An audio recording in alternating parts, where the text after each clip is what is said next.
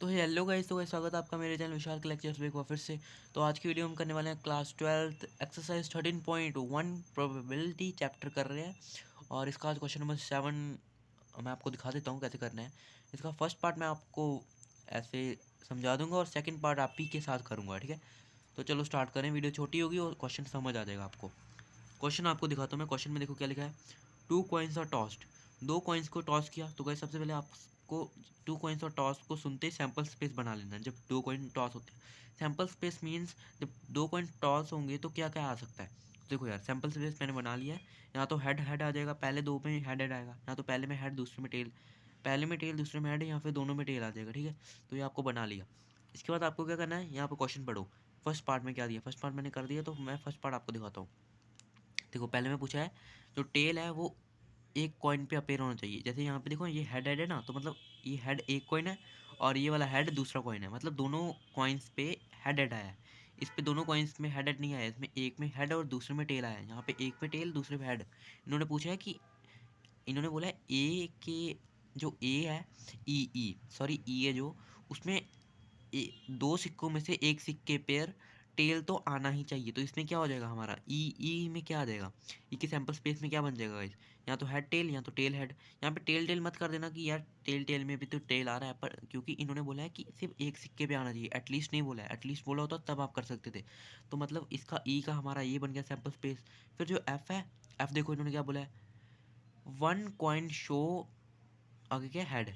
मतलब कि one coin जो है, एक एक सिक्का है ना, एक सिक्का हेड शो करना चाहिए। तो उसमें भी सेम आ जाएगा, क्योंकि एटलीस्ट इसमें भी नहीं बोला है। तो हेड टेल और टेल हेड। फिर हमें क्या निकालना होता है गाइस, आपको पता होगा कि हमें अभी इंटरसेक्शन निकालना होता है। इंटरसेक्शन का मतलब होता है कि दोनों में सैंपल स्पेस में से कॉमन क्या आ रहा है। ई और एफ के सैंपल स्पेस में कॉमन क्या आ रहा है, तो ई और एफ के सैंपल स्पेस में दोनों ही चीज़ें सेम है। तो यही वापस लिख देंगे यहाँ पे।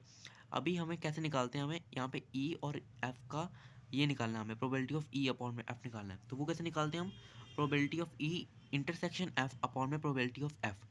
तो ये कर लेंगे। फिर probability of E intersection F निकालेंगे सबसे पहले, फिर प्रोबेबिलिटी ऑफ एफ निकालेंगे और फिर यहाँ पे वैल्यूज पुट कर देंगे। अभी देखो probability of E intersection F कैसे निकलेगा। तो देखो यार, probability of E intersection F, तो इसको उठा लो यहाँ पे।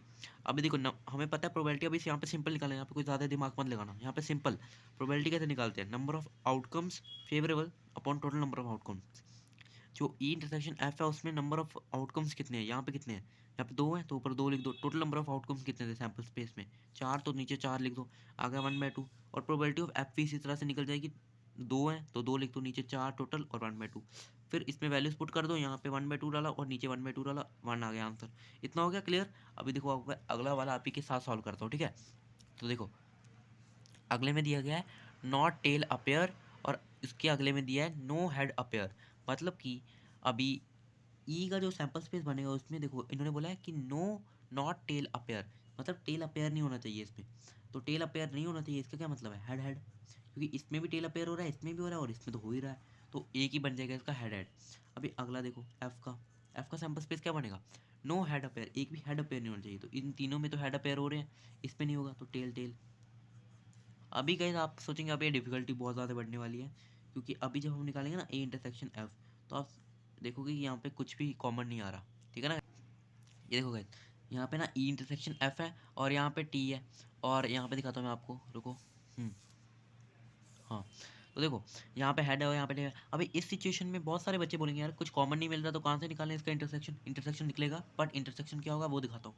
इंटरसेक्शन होगा 5।